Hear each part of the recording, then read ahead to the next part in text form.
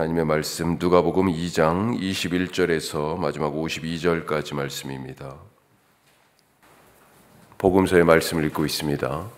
그런데 복음서가 뭐냐? 복음서는 예수님의 위인전기가 아닙니다. 우리 어려서 위인전 많이 읽었잖아요. 그런데 복음서는 예수님에 대한 이야기이긴 하지만 예수님 위인전이 아니에요. 예수님의 생애가 담긴 하나님 나라 복음에 대한 증언입니다. 따라서 복음서는 예수님의 일대기를 빠짐없이 구성하는 것, 그것이 목표가 아니고요. 기본적인 시간 뼈대를 가지고 서술되어 있긴 하지만 그 시간의 순서대로 꼭 기록하려고 애쓰는 것도 아닙니다. 그래서 복음서마다 이 4개 복음서가 있는데 복음서마다 시간 순서가 자세히 읽어보면 어떤 것들이 약간 충돌하는 것 같은 그런 부분이 있어요. 예를 들면 성전 정화 사건이 공관복음에서는 마태, 마가, 누가는 예수님이 십자가를 지기 전에 예루살렘의 마지막에 들어가셨을 때, 그러니까 공생의 후반부에 나오는 사건으로 기록되어 있는데 요한복음은 2장에 기록되어 있어요. 공생의 시작에. 시간이 안 맞죠. 복음서가 갖고 있는 목적 때문에 그렇습니다.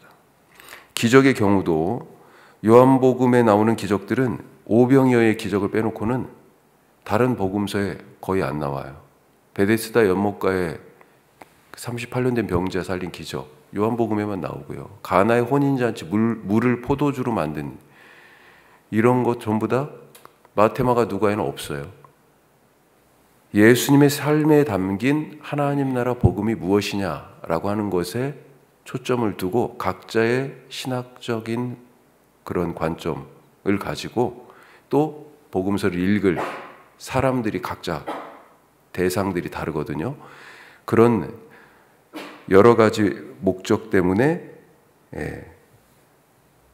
쓰여진 하나님 나라 증언의 책이 복음서다라고 하는 것입니다. 자, 오늘 누가복음 2장에 예수님의 어린 시절에 대한 기록도 이런 차원에서 우리가 이해할 수 있습니다. 누가는 예수님 안에 나타난 하나님 나라 복음을 증언하기 위해 독특하게도 다른 복음서 3권에서는 기록하지 않는 예수님의 유년 시절을 기록하고 있어요. 오늘 우리가 지금 그 말씀을 읽었습니다. 이 이야기에 담긴 그러면 예수님의 삶 속에서 특별히 어린 시절에 담긴 하나님 나라 복음 무엇일까? 우리가 찾아보죠. 첫 번째, 우리는 모두 하나님의 자녀다. 하나님께 드려진 삶이다. 라고 하는 것입니다.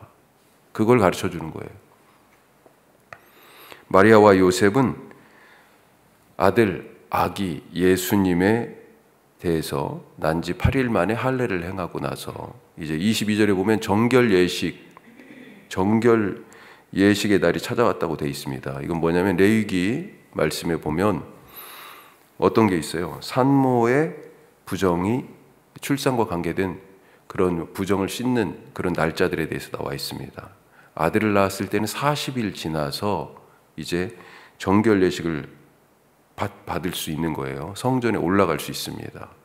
그래서 이 아들에 대하여 특별히 맏아들이기 때문에 봉헌하는, 하나님께 드리는 그런 예식을 하러 성전에 올라가는 겁니다. 자, 23절 한번 보시죠. 23절, 이는 주의 율법에 쓴 바 첫 해 처음 난 남자마다 주의 거룩한 자라 하리라 한 대로 아기를 주께 드리고, 주의 율법책에 쓰여 있다 그렇게 되어 있습니다. 출애굽기에 있는 말씀을 근거로 지금 예수님을 성전에 데리고 아기 예수님을 데리고 올라가서 하나님께 드리려고 하는 거예요. 이스라엘의 모든 맏아들이 하나님께 드려졌다라고 하는 겁니다. 그런 의미에서 속전을 내기도 하잖아요. 자, 출애굽기 13장에 나오는 출애굽할 때 당시에 어떤 일이 있었습니까? 애굽 땅의 모든 장자 그리고 짐승의 첫 새끼는 다 죽임을 당할 것이다. 이것이 10번째 애굽 땅에 내려진 재앙이었어요. 그런데 마땅히 그래서 이스라엘 자손들의 장자들도 죽어야 마땅한데 그런데 죽음을 피했잖아요. 어떻게 피했습니까? 그 집에 어린 양의 피가 칠해져서 죽음의 사자가 넘어갔어요.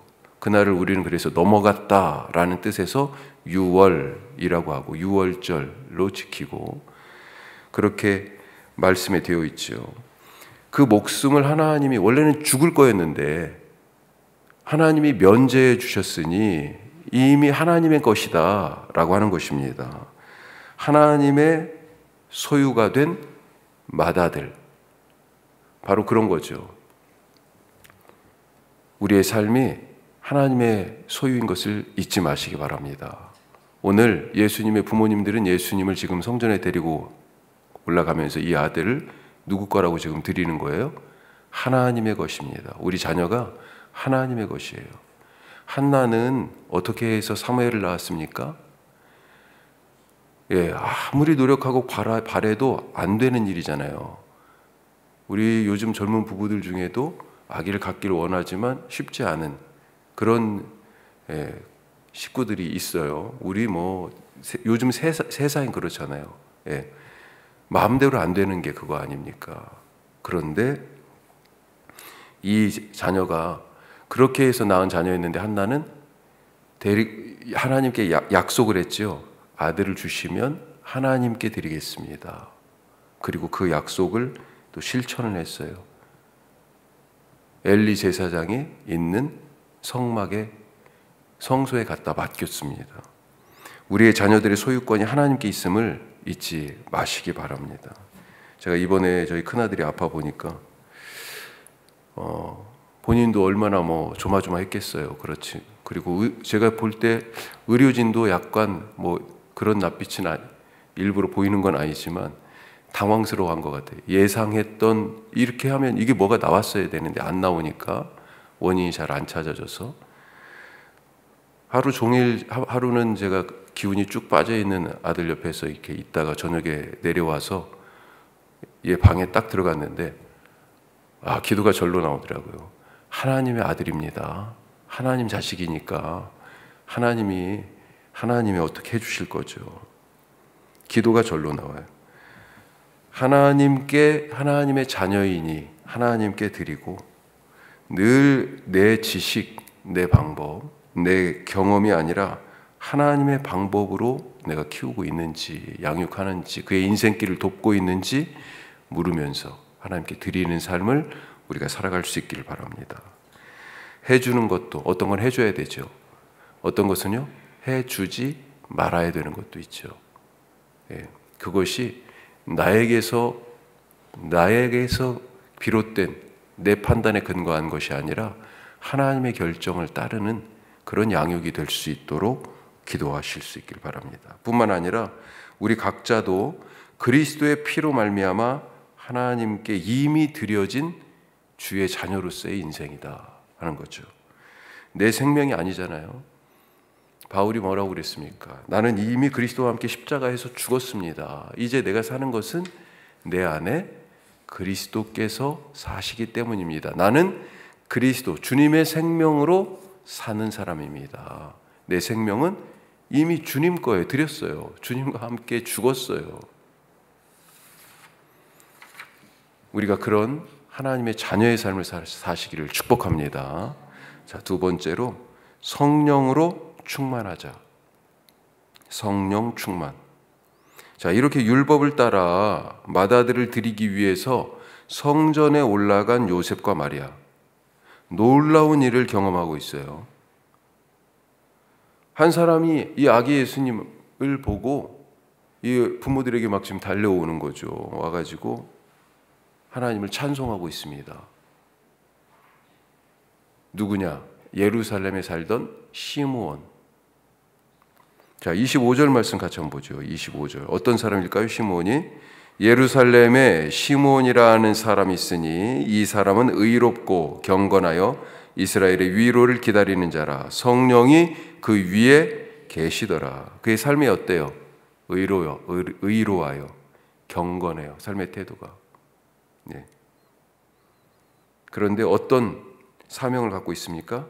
이스라엘의 위로를 기다리는 그런 사명이 있어요. 그런데 이 사람을 두고 지금 딱 잘라서 어떤 사람이라고 얘기해요? 성령의 사람이라고 말하고 있습니다. 성령의 사람이기에 그런 성품과 삶의 태도로 의롭고 경건한 삶을 살아가고 있고 사명을 붙들고 지금도 그 시대를 버티고 견디며 이 성전을 오늘도 찾고 있는 거예요.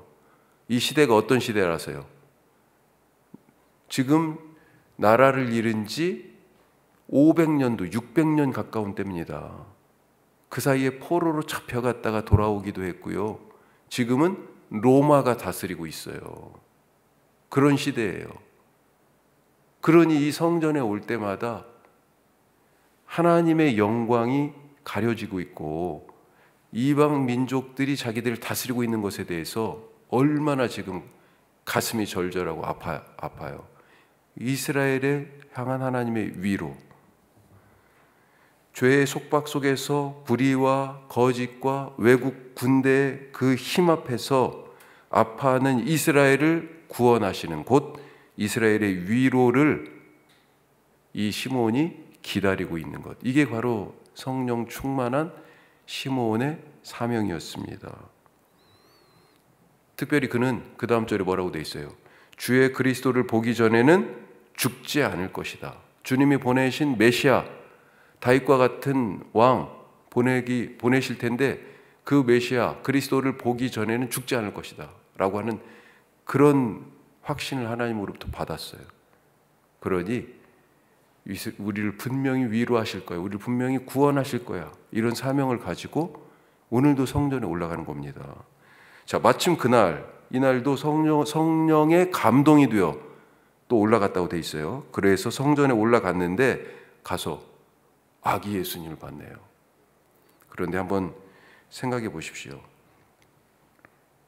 이 아기 예수님, 이 아기 예수님, 사실 많은 부모들이 율법에 충실한다고 그러면 태어난 아기들을 다 데리고 부모들이 성전을 다 찾을 거예요. 한두 아기가 아니었을 것 같아요. 그런데 어떻게 저 부모들이 안고 있는 아기를 딱 보고 하나님이 우리를 구원하시는구나, 하나님이 바로 우리를 위로하시는 저 아기가 바로 그 메시아구나 라고 하는 것을 알아봤을까요? 시므온이 성령으로 가득한 사람이었기 때문이다. 지금 시므온을 놓고 지금 말씀하는 구절이 25절에서 32절인데 그런데 그 사이에 성령이라는 단어가 몇 번 나와요? 제일 많이 나와요. 반복해서. 시므온은 성령의 사람이다, 성령으로 가득한 충만한 사람이다 라고 하는 것을 빼놓고는 말할 수가 없다라고 하는 것입니다. 25절 아까 읽었습니다만 끝에 뭐라고 돼 있어요? 성령이 그 위에 계시더라, 이렇게 돼 있잖아요. 성령이 그 위에, 다른 말로 하면, 바꿔서 말하면 시므온은 성령님 아래에 있는 사람이었네요. 성령님의 인도를 따르는 사람이었고요. 그래서 오늘도 성전을 그렇게 올라갔고요. 그렇게 주님의 구원을 기다리면서 이스라엘의 위로받기를 소망하며 버티며 그 시대를 기다리고 있었고, 그런 사명으로 살다가 오늘 드디어 하나님이 약속하신 것을 이루시는 것을 오늘도 성령에 감동하여 성전 올라가다가 성전에서 그리스도를 보았어요. 어떻게 해서 이 아기가 그리스도인 것을 알았어요? 성령의 사람이었기 때문에 성령으로 잉태된 아기를 알아본 거예요. 사람을 겉모습이 아니라 그의 본질을 알아볼 수 있는 것, 그건 성령 충만밖에 없습니다. 이 일의 본질도 마찬가지예요. 이 일이 무슨 일인지 그 본질을 꿰뚫어 보고 세상을 꿰뚫어 볼 수 있는 것도 성령 충만이에요. 성령의 사람이 아니면 영의 눈으로 볼 수가 없고, 그러면 어떤 눈으로 봐요? 보이는 대로 육의 눈으로 보는 거죠. 어떤 사물이나 사람이나 사건의 본질, 시대의 흐름을 꿰뚫어 그 본질을 깨달을 수 있는 길은 내가 성령의 사람이 되는 것입니다. 성령님은 우리에게 내려오는 것이고 하나님이 약속을 지켜 우리에게 부어주시는 거예요. 하지만 예수님은 그래서 이 성령을 기다리라, 기도하면서 그렇게 우리에게 당부하시죠. 오늘 기도하러 오신 우리 모두에게 약속하신 주의 성령을 부어주셔서 사람의, 사건의, 이 시대의 본질을 분별하고 꿰뚫어보는, 그렇게 하나님의 구원을 오늘도 기다리고 바라보고 찬송하고 그 구원의 일을 하는 그런 하루를 사시기를 주님의 이름으로 부탁하고 축복합니다. 기도하겠습니다. 오늘 두 가지 말씀드렸습니다. 우리가 바로 하나님께 드려진 이미 죽은 자지만 그리스도의 생명으로 사는 주님의 자녀다, 하나님의 자녀다. 그래서 오늘 주님의 생각으로 살아가게 하여 주시고 주님의 손발로 살아가게 하여 주시고, 특별히 우리 자녀들이, 예수님이 그렇게 드려졌죠. 우리 자녀들이 하나님의 자녀입니다. 하나님이 그 길을 인도하시고 하나님이 건강하게 하시고 하나님이 꿈을 이루어주시고 예수님이 가신 그 길을 성령 충만하여 가는 우리 자녀들 되게 하여 주시옵소서. 기도하시고요. 시므온이 어떤 사람이었어요? 성령 충만한 사람. 주님, 나도 그런 삶을 살기 원합니다.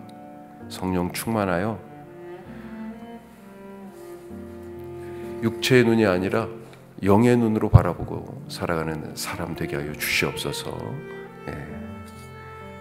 기도하시고요. 오늘 우리 특별히 어린이 부와 청소년부 위해서 기도하실 수 있기를 바랍니다. 우리 교회의 가장 연약한 부분이고 지금 어떤 부분보다 더 우리 기도가 필요합니다. 우리 어린이부와 청소년부 하나님 채워주시고 좋은 교육의 그런 방법과 헌신도의 일꾼들을 세워주시고 우리 어린이들, 청소년들 기억하여 주시기 원합니다. 그리고 우리 아프신 분들이 계세요. 우리 노순자 권사님 약간의 뼈에 골절이 있는데 잘 낫게 하시고 회복시켜 주시옵소서. 우리 장은정 자매, 홍성희 집사님 큰딸 위해서 기도해 주시고요. 우리 다 같이 기도하겠습니다.